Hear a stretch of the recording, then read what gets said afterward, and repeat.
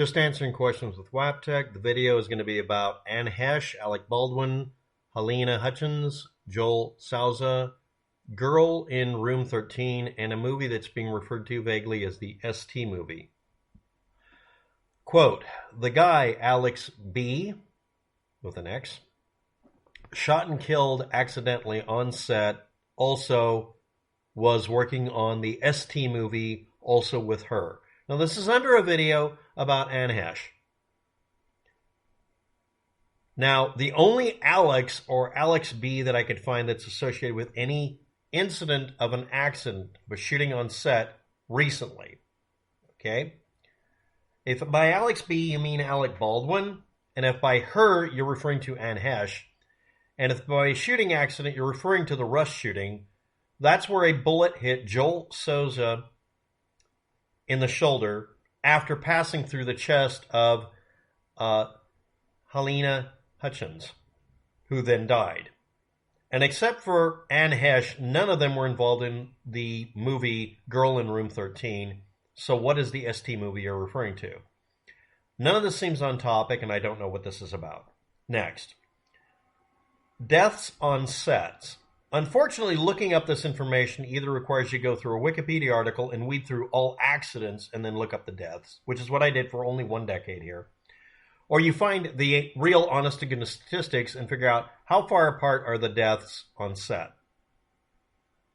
In the United States only, because this is the only country I know of that really keeps good records and has a really lousy record for shootings and other accidents. I'm not qualifying what type of death. I don't care. It's, did they die?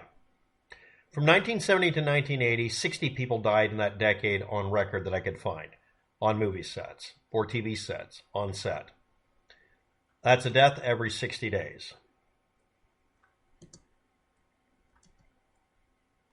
1980 to 1990, every 98 days, because it was 37 deaths. I may be getting the math wrong here, but between 1990 and 2016, 43 people died. That was a death every 220 days approximately. Considering how many people work on set and how many movies and TV shows are done per year, and I'm not looking for specific shootings, just any deaths at all, is this the most dangerous job to have? A death maybe once or twice a year for an industry that makes billions, people aren't really willing to regulate. And even recently, they decided not to really come up with the obvious example of make a cartridge that can never fire a projectile and make it the default cartridge for semi-auto or fully manually driven firearms under all conditions for all movie sets and make it universal. And in my opinion, base it on the 4-in-1 blank or 6-in-1 blank and just make it a requirement that the cartridge be a balloon blank, which is where the, or crimp blank, and use it for all firearms and make sure that the firearm does not have the ability to pass any physical object out of the barrel ever for all firearms. It's not that complicated. And yes, people are going to say, yes, it is because XYZ, because they insist on being argumentative in the comment section. If every firearm that was touched by everybody, that would be the rule, that had anything to do with the Rush shooting or the Rush shooting script, was unable to physically get a hold of a gun that could chamber anything that could fire a projectile, period, full stop, this wouldn't have happened. That means you make movie guns. They can be made out of another gun. A normal or ordinary gun that you can get anywhere. If you demill it by doing this, you can legally declare it not to be ATF controlled by simply making it impossible for it to be able to fire a cartridge by making sure that the frame, which is the regulated component, has a barrel in it that can never be removed and cannot pass a projectile. That's all it needs to do. The rest of it is irrelevant. If the thing perma-jams and you can't use it again, who gives a fuck? Someone didn't die. It's that straightforward. No deaths or allowing any deaths. Hey, it's only 1 or 2 people dead a year. Most of these are car accidents, rollovers, helicopter accidents, crazy shit. Shootings are rather rare. I couldn't find independent statistics on it because that's considered bad press, so that kind of statistic isn't available. Yes, I'm angry about this. It is, again, you're going to get people in the comment section who are wrong saying that you can't make a gun that can't possibly fire a projectile. They're absolutists for some fucking reason. If it involves guns, people do not become rational. It's very easy to make a firearm unable to fire projectiles. That's it. You make a false barrel and make sure it shoots only gases through a grid. That way, the only projectiles that could come through would be dust. Yes, that's dangerous, but, oh, well, if we can't stop dust, let it fire bullets. No, you're wrong. Fuck off. And yes, over-design the guns, or just buy really well-designed guns that can't be blown apart to where the front of the gun becomes a projectile itself, and you'll have literally no deaths from this. And just never load a real round. Ever. Well, it doesn't matter what your personal protection rules are, or whether the NRA wants to fucking open their mouth. This is about movie production. You don't get to tell me how I'm supposed to photo edit my fucking UFOs in my porn films. You don't tell me what kind of blank gun or cap gun I can use. Bitch.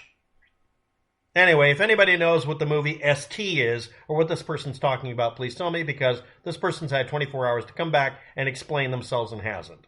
So again, Anne Heche, Alec Baldwin, Halyna Hutchins, Joel Souza, Girl in Room 13, and the ST movie. If you have any information about what this is, please post it. If you don't, it's a dead subject.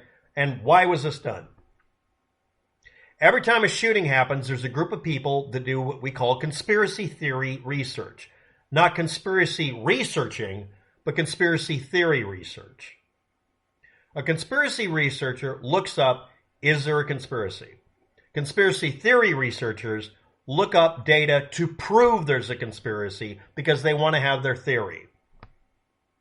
Yes, I understand that people have over time, including part of our government, have weaponized the words conspiracy theory and conspiracy theorist.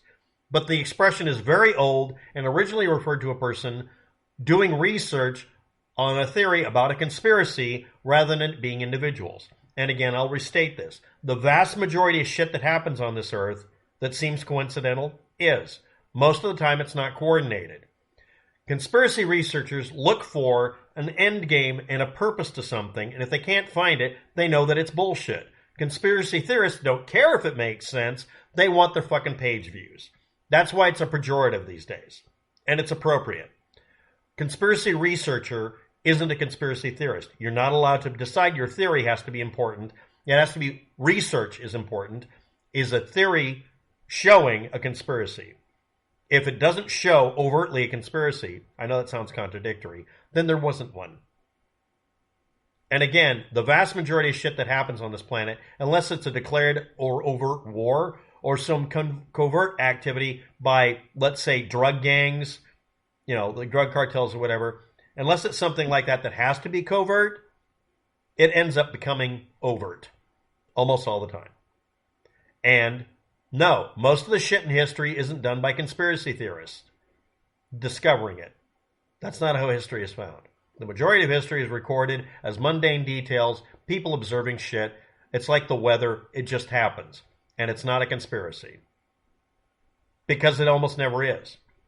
And yes, every assassination that you can look up, virtually all of them have some conspirators in the background, but the person actually doing it, if they got caught, any conspiracy you would find would be people behind the scenes pulling the strings, trying to make it happen, or nobody. And the majority of successful illegal actions are taken by individuals. A conspiracy almost always makes it just fuck up. Thanks for watching. Have a good day. Good luck with that.